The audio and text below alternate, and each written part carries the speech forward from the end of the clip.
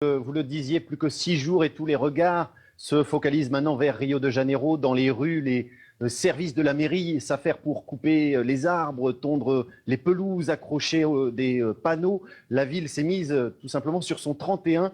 Au niveau de la sécurité, les militaires occupent les carrefours, les barrages de police sont très nombreux. Vous savez, j'habite ici depuis 6 ans maintenant et après 4 longues années de chantier en tout genre, je n'ai jamais vu Rio de Janeiro avec autant de strass et paillettes. Les politiques commencent également à converger vers la ville merveilleuse. Ce matin, le président en exercice, Michel Temer, inaugurait avec les autorités locales la fameuse ligne 4 du métro qui sera utilisée pour se rendre notamment au Parc olympique. Et je vous rappelle que ce sera bien Michel Temer qui ouvrira la cérémonie d'ouverture.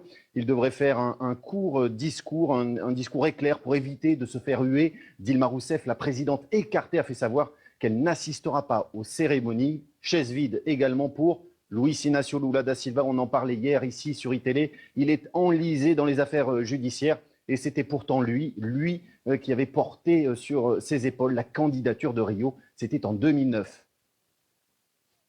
Vous avez pu vous rendre au quartier général des Tricolores. Alors à quoi ressemble ce Club France?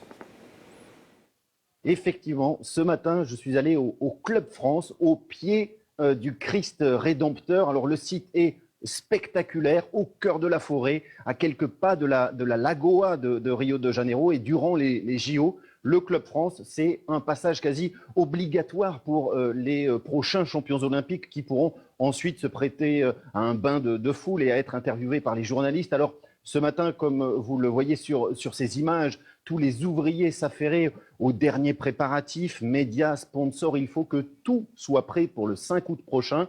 L'espace sera ouvert de midi à 2 heures du matin et il compte accueillir près de 5000 visiteurs par jour, sportifs, personnalités, journalistes et curieux. Les visiteurs pourront regarder les épreuves sur des écrans géants et il y a aussi une partie bien sûr de restauration avec des food trucks qui serviront des spécialités brésiliennes mais aussi françaises. Alors vous l'imaginez, l'ambiance sera chaude et surtout tricolore. Cette année, la délégation française est composée de 396 athlètes et l'objectif, il est de faire mieux qu'au JO de Pékin où la France avait récolté 40.